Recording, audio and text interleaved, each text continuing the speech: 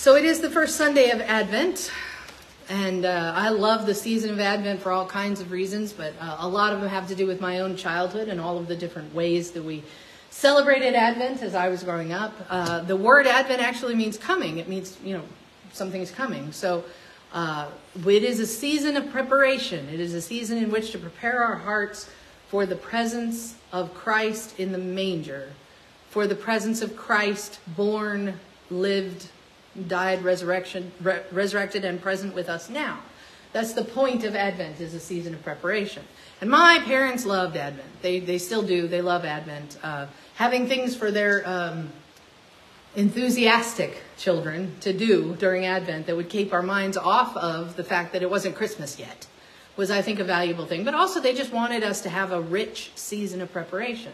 And so my parents always used a Jesse tree, and you can see it. It's over there. It's just a branch that's been painted and then put into a pot. But an actual Jesse tree is a tree that looks kind of like that up until right before Christmas, and then it blossoms out into all these purple flowers. They're kind of hard to find, so we ended up with all kinds of other solutions for Jesse trees. One year my dad even painted a Jesse tree on a hinged piece of wood that fit right in the corner, so you could unfold it and tack it up and hang all of the ornaments off of it. And then every day we would talk about the stories of the Old Testament, and we'd hang our ornaments on the tree. We'd sing, O come, Emmanuel. And, the whole season was about that. And that was a season of preparation. But because we were already being given this gift, this daily devotion that started the first week of Advent, the Advent calendars, which opened up the little doors and gave us a little piece of chocolate, even though my parents always complained that Advent calendars started on the wrong day because they start on December the 1st, which is not always the first day of Advent. Sometimes it's before December the 1st. Sometimes it's like this year, December the 3rd. And some of y'all have already had 2 pieces of Advent candy, even though Advent just started today.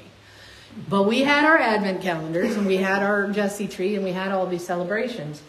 But the day that we knew Christmas was actually coming didn't really, we knew it was coming, but the day that we knew it was getting serious in my house was because of a grocery shopping trip thing that happened. My mother was very into rituals, or not rituals, but schedules, keeping things, what's the word I'm looking for there? Yeah, see that word, the one you're making the hand signal for. She was structure. We'll go with structure. That's not the word, but that'll work. She was very into structure. She liked to have things planned and have things that we did every time the same way. Whatever word it is I'm looking for that fits there. No, see, I said ritual and it wasn't right.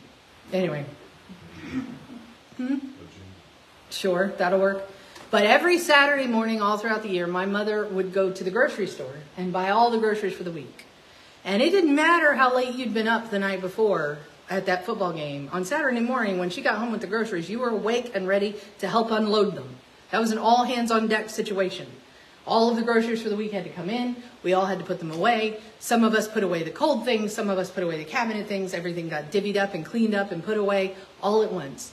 And it was nice because you could kind of see what was coming up for the week when you started to see the materials for the meals come through. And every once in a while, there would be something else that she had also picked up. And we knew Christmas was getting close when my mother came through the door after her grocery store trip with wrapping paper. When she had gone to the store and gotten wrapping paper, we knew, oh, this is the week.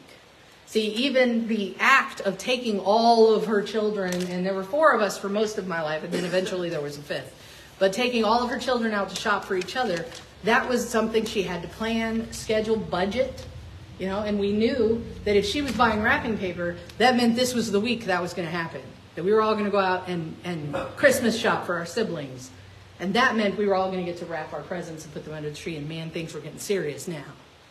But because we knew that that was coming, we forget sometimes all of the gifts that we were being given from the first day of Advent on. We were so excited about this part of it that we sometimes forgot that all of those other things that we were receiving were also gifts. But that's kind of what the point of Advent is. We look at all the things and we take the clues that they give us and we live in the anticipation of what they mean.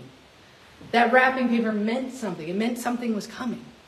I always do this every year. I set up my altar like this on the first Sunday of Advent. Why do I do it this way? What's this for? But there's nothing there except a cow and a donkey. But you already know what this means. The rest of the scene is coming. The rest of the nativity is coming. But it's not there yet, but you can already see it. And that was the life of the Israelites for generations, for centuries. All of the signs tell us that God's promise is going to come true. And we are a people of preparation. We are a people of preparing for those gifts. And after Christ's death and resurrection, after his ascension, the disciples that existed after that were also an Advent people. We are still an Advent people. We are a people still waiting for the coming of Christ. Now, I have to mention in passing, because David pointed it out to me, and if he watches my sermon, he's going to know I didn't say it. But I have to mention that the church in Corinth specifically had some disciples in it that were telling them, oh, the second coming of Christ did already happen. It happened at Pentecost. And Paul is telling them, no, we are still looking forward to the promise. We are still looking forward to that gift. We're still looking forward in hope to that moment of fulfillment. That's still in the future. We are a people who is preparing for that gift. So the season of Advent reminds us of the preparation that the Israelites made for generations for the coming of Christ. It reminds us of the preparation that we as disciples are still making for the return of Christ. But all through all of this time, we are constantly surrounded by the gifts of God that help to prepare us. So the wrapping paper came in a grocery run. What does that mean was in the rest of that grocery run? What else did we receive that day? Groceries. That's a tremendous gift that my mother provided for us on that day. And all we got excited about was, oh, look, wrapping paper. While we're putting together the makings for all of the meals of the week, everything that we're going to need in the medicine cabinet, all of the random things that you need around the house, all of the things my mother had anticipated were all coming out of that trunk. The thing we saw was the wrapping paper.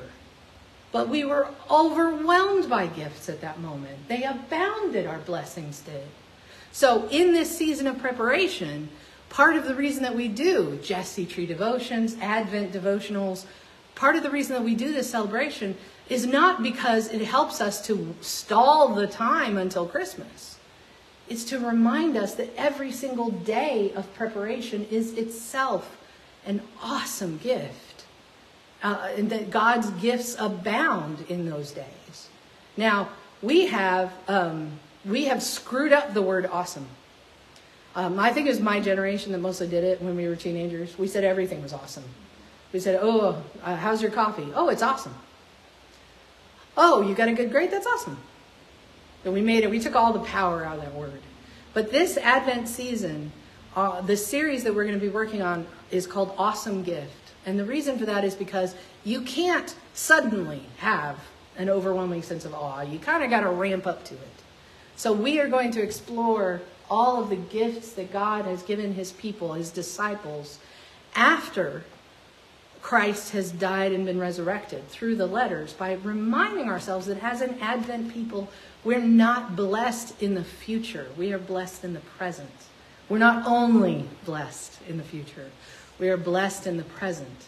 We are blessed with everything that we need to do the work that God gives us, and so much more. That this is not just a season of preparation, it's a season of hope and a season of gratitude.